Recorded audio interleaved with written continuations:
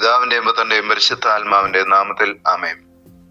അവൻ പറഞ്ഞു, ദൈവവചനം ശ്രവിക്കുകയും അതനുസരിച്ച് പ്രവർത്തിക്കുകയും ചെയ്യുന്നവരാണ് എൻ്റെ അമ്മയും സഹോദരരും. ലൂക്ക 8:21.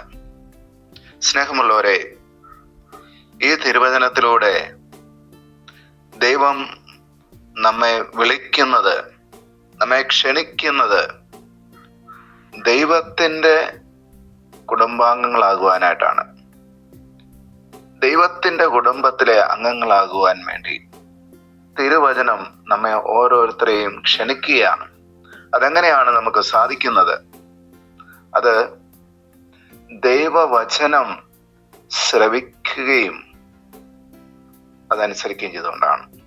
ദൈവവചനം ശ്രവിക്കാത്തവർക്ക് ഒരിക്കലും അനുസരിക്കാൻ സാധിക്കുകയില്ല.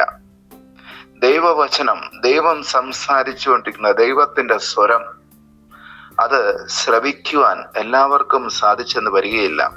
പലപ്പോഴും നമ്മുടെ ജീവിതം പലതരത്തിലുള്ള ഉത്കണ്ഠകളും ആകുലതകളും ഭയങ്ങളും വ്യഗ്രതകളും പല കെണികളും ഒക്കെ ചുറ്റപ്പെട്ട് നമ്മൾ മുന്നോട്ട് പോകുമ്പോൾ ദൈവത്തിന്റെ സ്വരം, ദൈവത്തിന്റെ വചനം ഒക്കെ കേൾക്കുക എന്ന് പറയുന്നത് അത്ര എളുപ്പമുള്ള കാര്യമല്ല.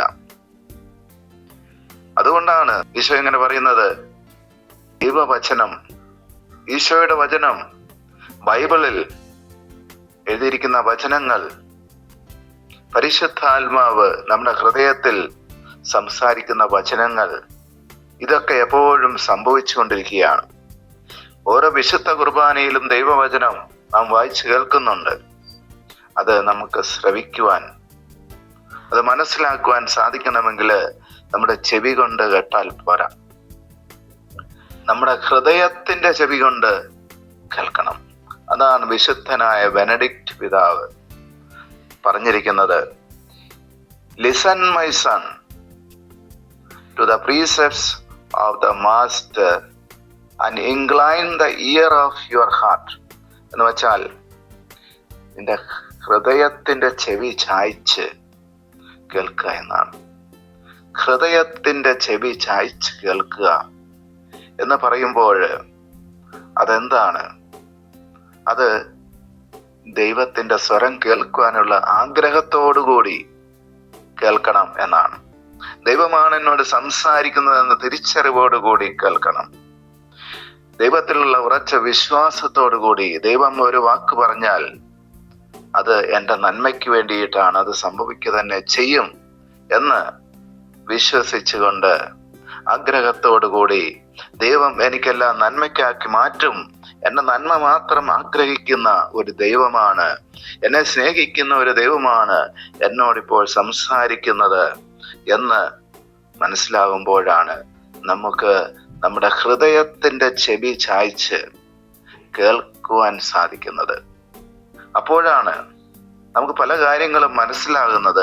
അപ്പോഴാണ് നമുക്ക് പല കാര്യങ്ങളും നമ്മുടെ മനസ്സിൽ തങ്ങി നിൽക്കുന്നത്. അല്ലെങ്കിൽ നമ്മുടെ ചെവി മാത്രം ചായ്ച്ച് നമ്മൾ കേട്ടാൽ പോലും അതൊരു ചെവിയിൽ കൂടെ കയറി മറു ചെവിയിൽ കൂടെ പുറത്തേക്ക് പോകാം. എന്നാൽ നമ്മുടെ ഹൃദയത്തിന്റെ ചെവി ചായ്ക്കുക എന്നാണ് വിശുദ്ധ ബെനഡിക്റ്റ് നമ്മളോട് ആവശ്യപ്പെടുന്നത്. തിരുവചനം അതുവഴിയായിട്ട് ദൈവവുമായിട്ടുള്ള ആഴമായിട്ടുള്ള വ്യക്തിപരമായിട്ടുള്ള കുടുംബപരമായിട്ടുള്ള ഒരു ബന്ധം നമുക്ക് വാഗ്ദാനം ചെയ്യുകയാണ്. അത് സ്വീകരിക്കുവാൻ സാധിക്കുമ്പോൾ നിരന്തരം ദൈവം സംസാരിക്കുന്നത് നമുക്ക് കേൾക്കുവാൻ സാധിക്കും. ഉദാഹരണത്തിന് സുഭാഷിതങ്ങള് 21-ാം അധ്യായം 13-ാം വാക്യത്തിലേക്ക് വരുമ്പോൾ നമ്മൾ കേൾക്കുകയാണ്, ദരിദ്രന്റെ നിലവിളിക്ക് ചെവി കൊടുക്കാത്തവന് വിലപിക്കേണ്ടി വരും, അത് ആരും കേൾക്കുകയുമില്ല. വീണ്ടും അതേ അധ്യായത്തില് 2-ാം തിരുവചനം പറയുകയാണ്, മനുഷ്യന് തന്റെ വഴികൾ ശരിയെന്ന് തോന്നുന്നു, എന്നാൽ കർത്താവ് ഹൃദയത്തെ തൂക്കി നോക്കുന്നു. സ്നേഹമുള്ളവരെ, നമ്മുടെ ഹൃദയത്തെ തൂക്കി നോക്കുന്ന, അളന്നു നോക്കുന്ന, നമ്മുടെ ഹൃദയം കാണുന്ന ദൈവം നമ്മെ നോക്കുകയാണ്. നമ്മൾ എങ്ങനെയാണ് ദൈവത്തിന്റെ വചനം ശ്രവിക്കുന്നത്, അതനുസരിക്കുന്നത് എന്ന്. അതിന് ചെവി കൊടുക്കുവാൻ, ഹൃദയം തുറന്ന് സ്വീകരിക്കുവാൻ, അതനുസരിക്കുവാൻ ദൈവത്തിന്റെ കുടുംബാംഗങ്ങളായിട്ട് മാറുവാൻ നമുക്കെല്ലാവർക്കും സാധിക്കട്ടെ. ആമേൻ. നമ്മുടെ കർത്താവായ യേശു മിശിഹായുടെ കൃപയും പിതാവായ ദൈവത്തിന്റെ സ്നേഹവും പരിശുദ്ധാത്മാവിന്റെ സഹവാസവും നാം എല്ലാവരും ഉണ്ടായിരിക്കട്ടെ, ഇപ്പോഴും എപ്പോഴും എന്നേക്കും. ആമേൻ. യേശു മിശിഹായ്ക്ക് സ്തുതിയായിരിക്കട്ടെ.